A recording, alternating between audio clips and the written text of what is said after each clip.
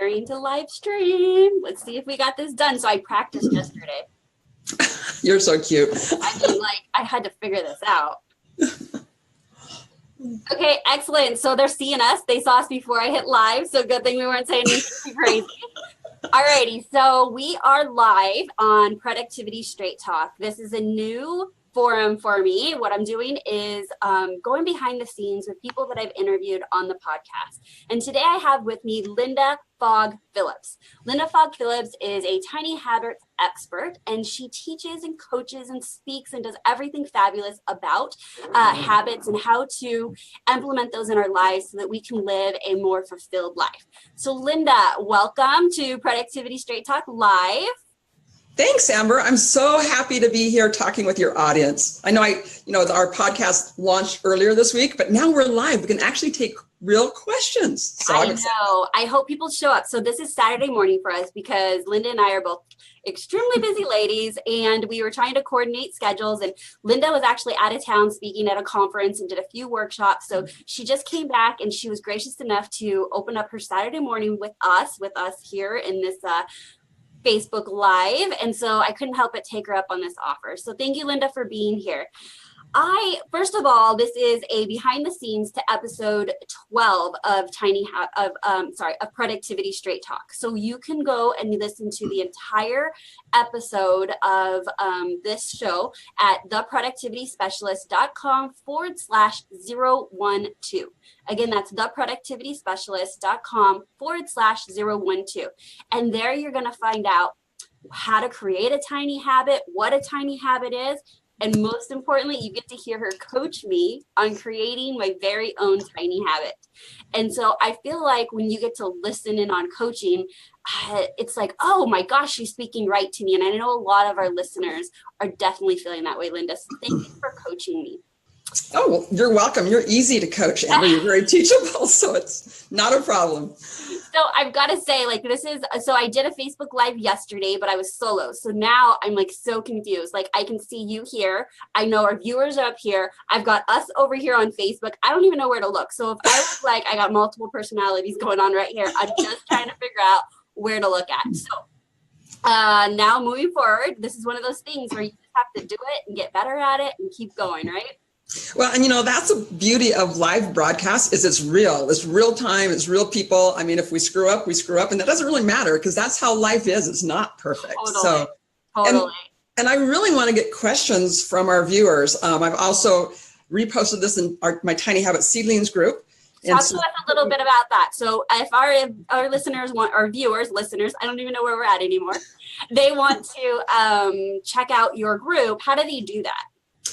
Oh, awesome. Thanks, Amber, for asking that. I do have a group on Facebook. It's called Tiny Habit Seedlings, like a seed when you plant a seed. That's sort of the metaphor that we use. Well, not sort of, it is the metaphor that we use in tiny habits, that when you plant the seed of a tiny habit in the right spot, it will take root and grow and expand. So that's why our seedlings group is called Tiny Habit Seedlings. You can search for the group on Facebook. It is a private group, but if you request to join, I'll approve you. Now, this group supports our free 5-day Tiny Habits program. This is where I have a few videos posted about the Tiny Habits method, and I also answer common questions in that group. I've got some coaches that are amazing that also answer questions that people post in that group. But if you want to go through the free 5-day program, that's pretty simple. Just go to www.tinyhabitsacademy.org. And there's a button that says join the free 5-day program. And if you join it today, we'll plug you right in and you can start right away and we coach you through 5 days of creating a tiny habit. In fact, Amber, I'm going to sort of, if it's okay, I'm going to segue a minute. Yes. As Amber mentioned, I just got back from speaking at a conference. I was at the California Health and Longevity Institute, amazing center. And I did 3 workshops there. And one of the most common questions that I had during that workshop, which might be a common question that many of you have as well, is does it take 21 days to create a habit? That is one. I know we're thinking this because somehow somebody made that the most popular saying about habits, right? Yes. Yeah. And in fact, even worse than that, and I want to say worse because that's a total myth. 2 years back, there was a study done in the UK that changed that 21 days to create a habit to 60 days. But here's the kicker. They only studied 98 people for a period of 3 months. The results, I'm not saying the results aren't valid, but the results are not what we get. In the Tiny Habits program and our Tiny Habits method, we have over 1 million data points. And very frequently, we see that people can create a habit in 5 days or less. Now, that should give a lot of you hope. Hope's like, oh, good, it doesn't take 21 days. Or, oh, good, yeah, I can do this, instead of thinking, okay, it's going to be 3 weeks or 2 months, whatever. No, it's really dependent on the emotion that you attach to the behavior that you want to create as a habit, how strong that emotion is. Right. That's what really creates a habit. Okay, that's excellent. So we'll get a little bit into that. So yesterday, I got to tell you, I told you already when I called you yesterday, because I thought it was hilarious, but I'll tell everybody that's listening. So I was out yesterday and I ran into someone that listened to the podcast, Danny. And Danny's like, yeah, I just listened to your podcast today. And I was like, great, which one? And he couldn't remember the name. And he's like, the woohoo one. And I was like, the woohoo one. Okay, I know which one you're talking about. You're talking about the one with Linda Fogg Phillips talking about habits. So what does woohoo mean, Linda? And how does that help with getting it from 21 days to 5 days? This is one of my favorite questions, because sometimes people think I'm crazy. The woohoo, or any way that you can release a positive emotion, is what we call an instant celebration. Mm-hmm. Now, we talked about this on the podcast a little bit, Amber, but I want to review this. The anatomy of a tiny habit, there's 3 distinct components of a tiny habit. One part, the very first part, is what we call the anchor moment. It's the trigger. It tells you when to do that next behavior. And then, of course, the tiny behavior is the second part of that anatomy. And that's, a behavior that's tiny enough that doesn't take any willpower to do. Mm-hmm. And then the third part is the instant celebration. And that really is the secret sauce to the tiny habit. Yes, the woohoo! Yeah, exactly. And it's just, anytime you do a tiny habit or behavior that you're wanting to create into a habit, attach a positive emotion to it. Now, for some people, that will be woohoo! But for some people, it'll just be nodding their head and saying, good job, I did it, way to go. And you're making progress. So that attachment of emotion is what really causes you to want to repeat that behavior again and again. So that's why it's reinforcement, right? Yes. Yeah. Okay. Excellent. Okay, Linda, so you were at this workshop, so it was very recent for you, and you said you got a lot of questions. What are some other common questions outside of, does it take 21 days to create a habit? One of the other most common questions, and we see this a lot when people enter our free 5-day online program, is that people try to do behaviors too big. And one of the questions that came up is, well, in our guidance, when we take you through the 5-day program, and also when I teach a workshop, is to pick a behavior that's really, really small, or to make your behavior super, super simple. And when I say super simple, 30 seconds or less to complete. Yeah. And I'll give you an example of one of our very common tiny habit recipes. And that is, after I brush my teeth, I will floss 1 tooth. And then, of course, you celebrate that. But that's so small. It's like 1 tooth. Why would I do 1 tooth? Mm-hmm. Well, it's because you're planting that seed in that spot, that time of your day, that you want to create that as a habit. You're attaching a positive emotion to that one tiny behavior. What we see happen is that takes root, it expands and grows. Most people that do that tiny habit in our 5-day program are flossing all of their teeth by day 3 or 4, if not even by day 1. Yeah, it almost breaks down that barrier of resistance of, I gotta floss all my teeth. It's gonna take 10 minutes. It's like a big chore. It just breaks that down. So there's I call it path of least resistance, right? So 1 tooth is good. Oh, I'm already here. Let's do the rest. Well, and it comes down to also mindset, changing your mindset, setting yourself up for success. Mm-hmm. Success leads to success, and change leads to change. So if you can, basically hack into that or hijack that success to create habits and feel good about moving forward and realizing it's just a tiny behavior that you need to celebrate. Right. And trust the process, that as you celebrate it and you feel good and you have that success momentum, we call it success momentum because it pushes you forward. Right. It's almost subconsciously to do bigger behaviors. And not only that, it has a ripple effect where you're already feeling successful with accomplishing that 1 tooth and then more, all of your teeth, and celebrating that as well. It ripples out to other things in your life. It puts you in a mindset that you are now succeeding. It changes your identity, in essence, as to someone that succeeds, someone that can finally figure out how to create a habit of flossing 1 tooth, or create a habit of drinking more water, one of my very favorite tiny habits. So I literally probably drink a gallon a day, and it's, very tiny steps, little tiny habits. Stacked on top of each, like little step, little step, little step. So how does that transition into improving someone's personal productivity with regards to their business? So you and I are both entrepreneurs, and we know that it takes a lot of good habits to build a successful business. And it's a lot of bad habits that can kind of stifle our success, right? Like sleeping in, not making those calls to our clients that we know we want to. And so it's kind of, first we have to identify what those activities are that would grow our business. And then working with you and figuring out how to extract out that tiny first step that will then be able to create what you call recipes, correct? Right, correct. Okay, so can you give me some examples of how tiny habits would intertwine with productivity or personal productivity? Yes, absolutely. And I'm going to ramble for just a minute to give you a context or a perspective. Okay. If you look at the habits of anybody that is successful, people that are, that we all know that have very successful businesses, yes. Why are they successful? Well, they're successful because their behaviors have been broken down into habits and routines that they do all the time. They aren't applying brain power to, am I going to get up early tomorrow? Or, how are they going to handle email? They're routinized behaviors. So this is really important to create these kinds of habits and routines in regular everyday behaviors that you need to do for your business, for the success of your business. Right.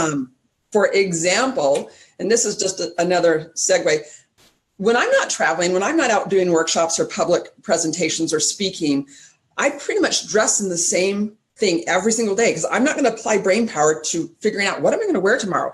I wear a Lululemon shirt that I have several different colors. It's just a very, very comfortable shirt. And I wear the same, I'm not going to show you my pants. I'm like, where are we going with this, Linda? The same type of pants, but I just have different colors. So I don't have to figure out what I'm going to wear. I just pull them out of my closet or my drawer and I put them on. I'm preserving my brain power for bigger decisions that I need to actually think about throughout the day. So this is a routine for me. It's a habit. Mark Zuckerberg does the same thing. You'll notice he wears the same thing. They were iconic for their same attire over and over. So you might say, well, how does that help with productivity? Well, it helps with productivity because you're setting up a routine. Now, you might work in an office space where you can't wear basically the same thing, but yet you can routinize, what you do wear so that you wear similar stuff. You don't have to think about, because like on Sundays when I go to church, oftentimes I put on 3 or 4 dresses trying to figure out which one I like the best. It takes me about 10 or 15 minutes to go, oh, no, this one looks horrible, or no, this one looks okay. Yeah. You got to have a section in your closet for church dresses. Yeah. So my closet's really boring, except for, about the 10 nice dresses I have. Everything else is pretty basic. But yet that's by design. That's because I know that by doing that, it allows me to apply brain power to things I have to think about during the day that I can't make habitual or routinize. That's funny. Let me just comment on that really quick, because I do that in a way, but didn't realize why I did that. So in my closet, it's in order of like work clothes, or fancier work clothes, then my casual everyday work clothes, and then my casual clothes. Because depending on what I have on the agenda, I just go to that one section. Now I've taken my closet and dwindled it down to maybe this many decisions. So I get that. And I love wearing dresses because you don't need to figure out what matches. It's just all one outfit. You're good to go. Yeah. Okay, but let's take that. I know we're totally getting off track. Where That's okay. But it's the same concept. The same concept. Like I eat that same thing every morning for breakfast. Yeah, I know that's boring, but yet it helps me really streamline my morning. So, and your mornings, as you know, Amber, are the most productive time of your day. So as much as you can streamline your morning activities and your morning habits, the better you're going to be. Even something as simple as making your bed.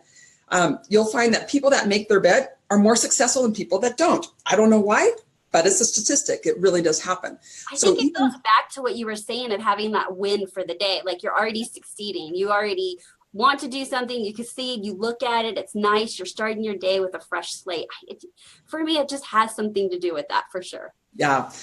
Well, and I'm going to pick on you in just a minute, Amber, as talking about what some of the productivity habits that you like to see in your listeners or the people, your clients that you work with.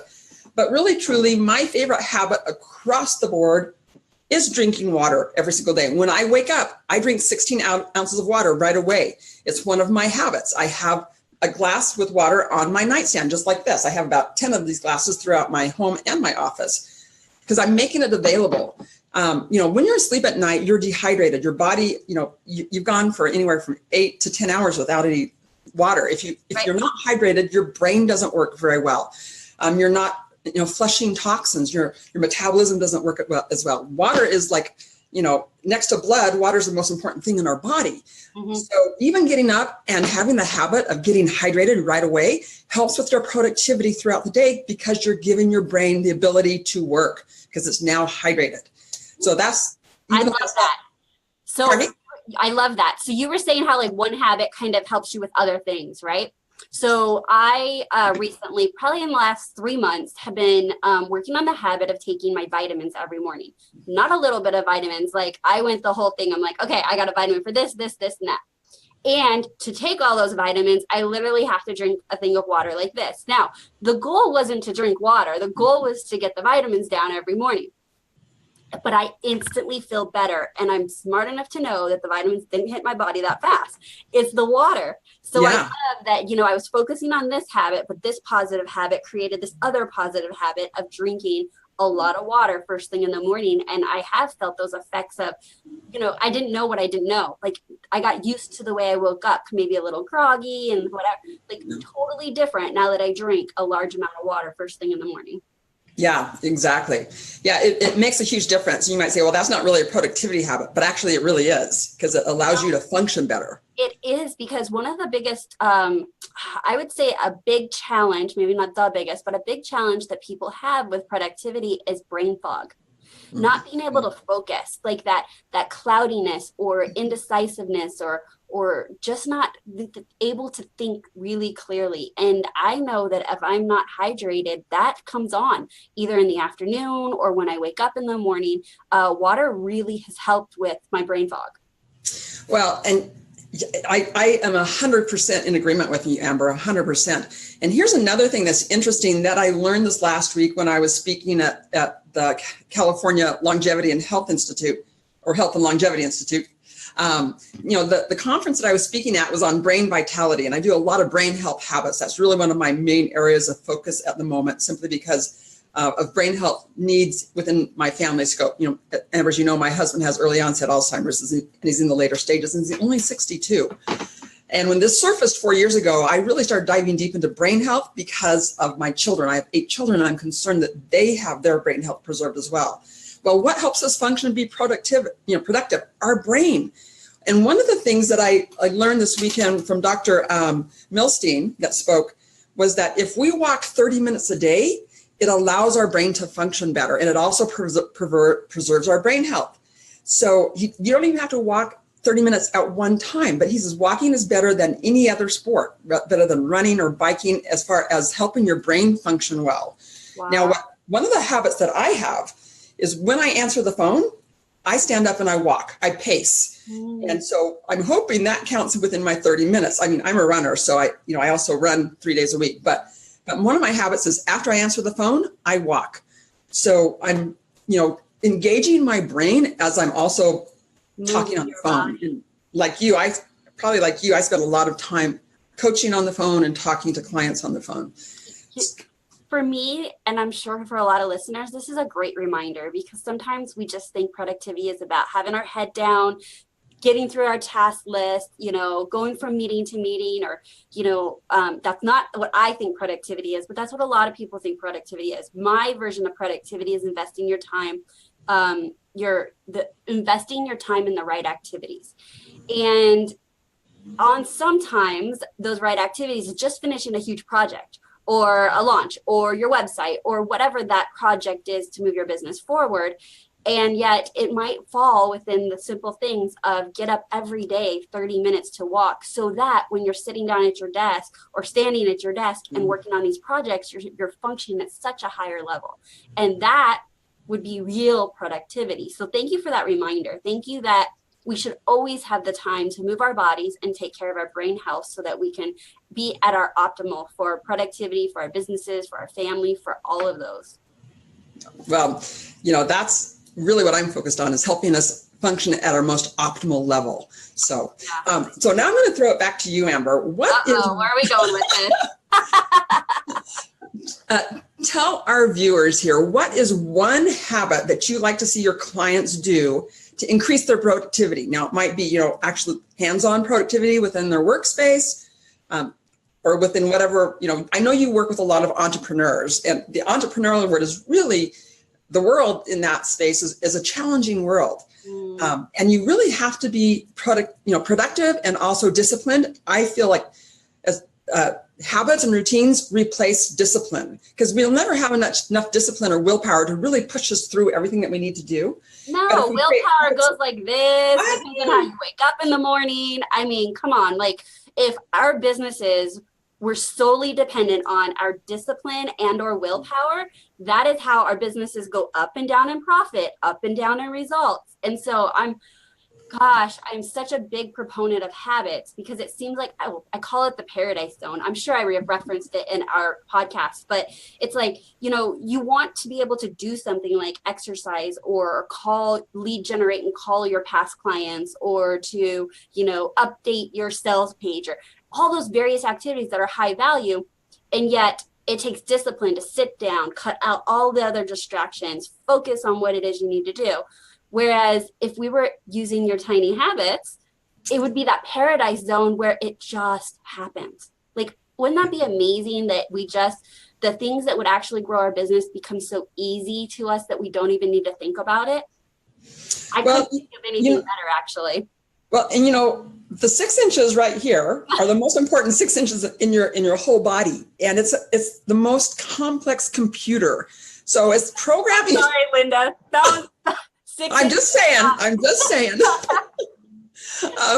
Now, maybe for other people, that's not the most important 6 inches, but I feel it's the most important 6 inches, seriously. And I think, so I know. Okay.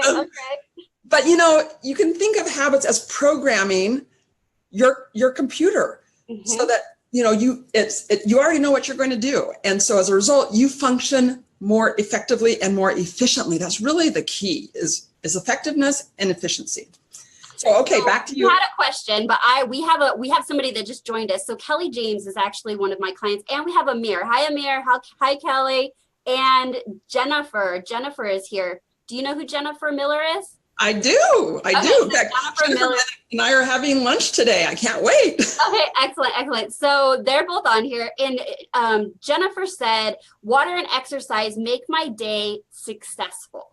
And I thought when I glanced at it that Kelly James said that, because Kelly James is actually when she started coaching with me, she started implementing exercise. So we're here focusing on her business, but quickly realized that exercise will set her up for success.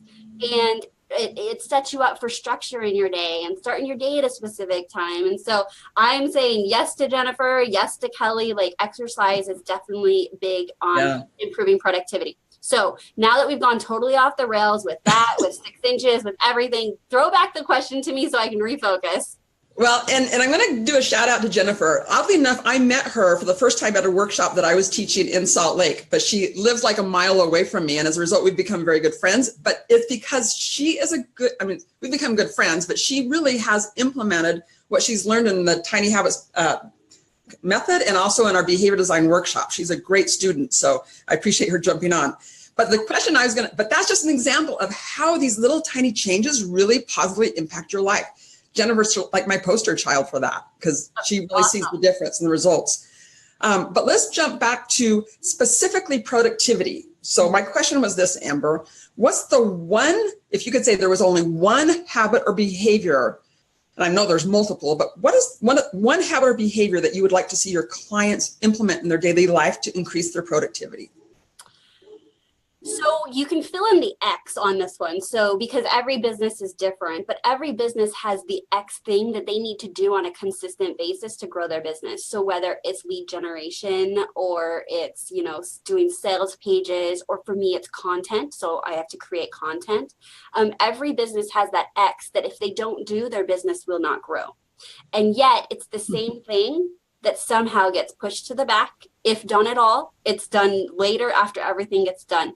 So my one thing would be, how do you set yourself up to consistently do that X activity first thing in the morning so that it's always happening and happening on a consistent basis? Does that make sense? Whatever that Yes. X is. Yes. So Yes. everyone here listening can say what their X is, but essentially is, I want you to do your highest value activity first thing in the morning. But there's a lot of resistance to that, Linda. Yeah. And, the reason why is because it's overwhelming, from a psychological standpoint, it's overwhelming. And so we put up emotional or mental barriers to doing that one thing. That's really where procrastination lies, is the barriers that we put in front of ourselves. Right. So the key is removing those barriers. So everybody has to determine what that one X thing, what is that thing? You've got to get really specific as to what is that. Mm-hmm. Let's take content creation as an example here. I know, Amber, that for you, that's important. And for me, that's important as well. And probably for many of our viewers, that might be important. Or it might be making sales calls. Mm-hmm. It could be anything. But what you need to do in order to create that as a habit is determine, okay, when in your day do you have time to do that? Now, for me, I've been creating the habit, and it's not necessarily easy, but I want to spend 90 minutes every morning creating content. Mm-hmm. But yet, if I go into it saying, okay, I've got to block out 90 minutes, or I've got to spend 90 minutes every day doing that, I'm going to avoid that because it's so overwhelming to me. Right. But so instead, my tiny habit is, after the first time I open up my computer, I will open up, and I use Ulysses. Ulysses is the program that I use to write content. You could do a Word doc, you could do Google, but the first time that I sit down and start my computer, I open up my Ulysses app and I celebrate. That's my tiny habit. You opened it, yeah. Yeah. Now, if I go ahead and create content or write, that's extra credit. That's great. But yet that's not, my mindset is, okay, all I have to do is open up that app. Right. And you might say, well, you're not doing the whole behavior and you're not doing the 90 minutes. That's not what we're focusing on right now. We're focusing on planting that little seed at that time of the day as that behavior and that habit. Now, 5 days out of the week, do I write? No, I don't. But I've been consistently writing 3 days out of the week for at least 60 minutes, sometimes 90. But see, I'm starting to build this little tiny behavior and expanding it into a habit that I need to have and I want to have. And of course, like anything else, once you start doing it and feeling good about it, then you continue on and do it even more. Okay, I like that. So Linda, do you ever expand past the tiny habit of opening up your program and going woohoo? Like once you get to 60 minutes and that's very consistent for you, is that your new minimum, or do you always keep it at one tiny little habit? This is another very common question. So thanks for bringing this up, Amber. It was one that was brought up this week when I was at speaking at the event. No, you always celebrate that tiny behavior. You always celebrate that one. And when you do more, you celebrate that as well. And when I say celebrate, attaching a positive emotion, at least acknowledging, good job, I did it, way to go. Mm-hmm. The reason why is because there'll be a day, let's take, here again, content creation as the example.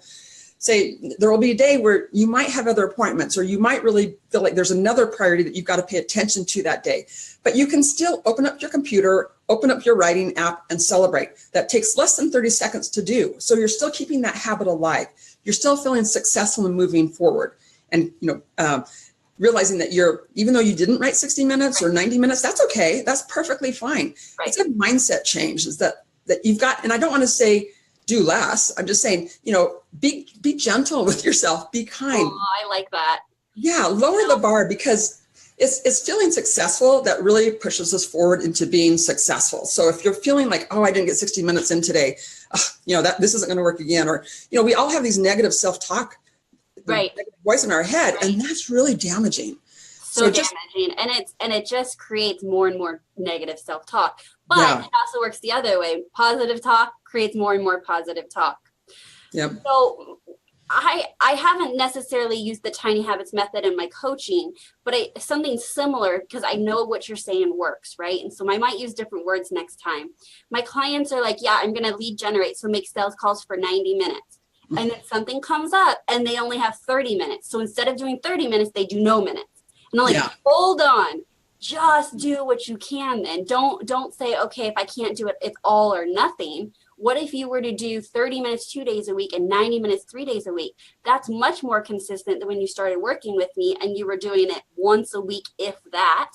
And so I love that you're saying just keep celebrating your tiny habit day in and day out for that consistency. Yeah, and in that situation, Amber, even tinier, just dial one number. They've got to find the anchor that's going to trigger it. It might be, give me an example of an anchor that maybe some of your clients have in their morning routines, something they do already. They walk into their office, so they come into their wherever they're doing business. Okay, and they might have a call list of prospective clients, that they already have a physical list. It might be on their computer, it might be on their phone. Yeah. So tiny habit might be after I walk into my office and sit down at my desk, what they do after I sit down at my desk for the first time in the morning, I will open up my call list and celebrate. Yeah, their CRM. Boom. Boom. That's it. That's actually good, because sometimes I'll say, when was the last time you even got into your CRM? Yeah. Well, it's too overwhelming. When I get into it, it says I have to call too many people. Okay, call 3 of those 25 people. You're 3 closer. Just take the positive spin on it. So I like that you're telling them just open it up. So again, we're doing this Facebook Live, Productivity Straight Talk Live, as a behind the scenes to our full episode on Productivity Straight Talk podcast, and that's episode 12.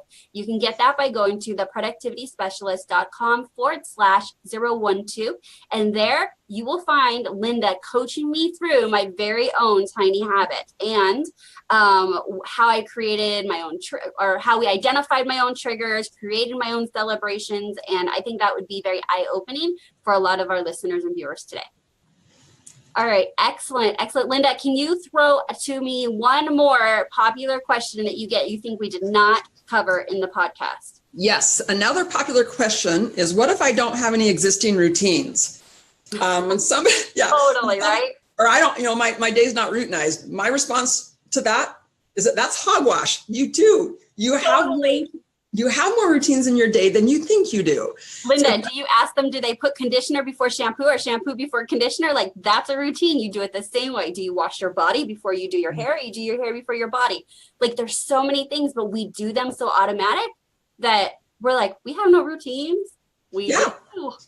Yeah, and our existing routines are perfect things to use as triggers. We call them anchor moments, as triggers that basically program your brain. Okay, for example, getting through books. Reading is so important to, here again, our productivity or to learning. And, my daughter Brittany gets through 4 or 5 books a month simply because her tiny habit is after she puts the key in the ignition of her car, she pushes play on her audiobook, celebrates. That's it. That's her tiny habit. And I happen to know Brittany has a couple kids, so she's in her car a lot, right? Yeah, like 3 kids. Okay, there you go. Yeah. She's got 3 kids, and she's running around all over the place. So she's created a habit that supports her current lifestyle, right? Exactly. Yeah. Yeah. So the secret is just paying attention to your existing routines and defining what, existing routine that's going to be an anchor to trigger a new behavior that you want to create as a habit. So from the time you get up in the morning to the time you go to bed, you have at least 50 to 100 existing routines, everything from flushing the toilet to brushing your teeth to eating breakfast, you name it, getting dressed, it's an existing routine. Walking out the door to go to work, answering your phone, hanging up from a phone call, those are existing routines that you can use as anchor moments. So that's another common question I get is, what if I have too many, or what if I don't have any existing routines? You do. Just put on those glasses and start looking for them. Exactly. Okay. I said that was the last one, but I have one more that's just burning in my head and I cannot not go without asking it. So how does tiny habits relate to breaking a bad habit? You know what? That's another, there's so many common questions. We could be here all day, Amber. Apparently I'm tuned in with your audience. I don't know, but this is burning in my head, so I'm going to ask for them. You know what? I love this question, and I'll tell you why. Creating a habit, a good habit and a bad habit are created exactly the same way. You plant the seed for a good habit, you plant the seed for a bad habit. They expand exactly the same way. Breaking or undoing a bad behavior is a very different process than creating a habit. You can think of it much like planting a seed or ripping out a tree. Very, very different process. But that being said, you can use tiny habits to replace unwanted behaviors. Okay. The key that I tell my clients here is don't focus on the behavior that you want to break, because the more you focus on it, the harder it is to break, because that's where your attention is. Focus on creating a new habit that replaces or suffocates out that bad behavior that you're wanting to replace. So that's where you need to put your focus, is creating a new habit that you want to replace it. I love that. Well, thank you for letting us know. So we're not going to be focusing on the negative. We're going to be focusing on the positive, and we're looking at something that stifles out that bad behavior, replacing with good habit. Stifles out the bad habit with a good habit. All right, excellent. So I've referenced this podcast a couple times, but I kept saying it was episode 12, and it is. But my assistant's, by the way, your messaging must be amazing. So my assistant listens to the episodes, and she helps me do the back end. And so she named our podcast Planting the Seeds of Tiny Habits with Linda Fogg Phillips. And I'm Perfect. like, I emailed her. I'm like, that is amazing. She's like, it's not me. Linda said it. And I was like, oh, okay. But it's true. I mean, it really is true. Yeah. So, that's great. That's a great I love metaphor. the analogy. I like the visual. I love the visual of, that you're working on investing seeds that will grow into solidly rooted, right? Habits that are very hard to break, like you said. And so thank you so much for being here today on my first official Productivity Straight Talk Live. I'm going to be doing mine. So for those of you that are listening or coming back on and looking at this later, I will be doing my next episode by myself. So because I didn't interview anybody, and we're going to go behind the scenes and give you a little bit more as to how to plan your day, like how to be most productive with setting up using my 5 daily planning pavers model and planning your day for success so that you can win your day instead of the day conquering you. All right. Well, thank you, Linda. Thank you so much for being on here. I love spending my Saturday morning with you. This is definitely second best to hanging out with you for coffee and stuff. So we'll get together soon and have a productive week for everyone that's listening. And Linda, thanks again. Bye-bye. Thank you. See you later, guys.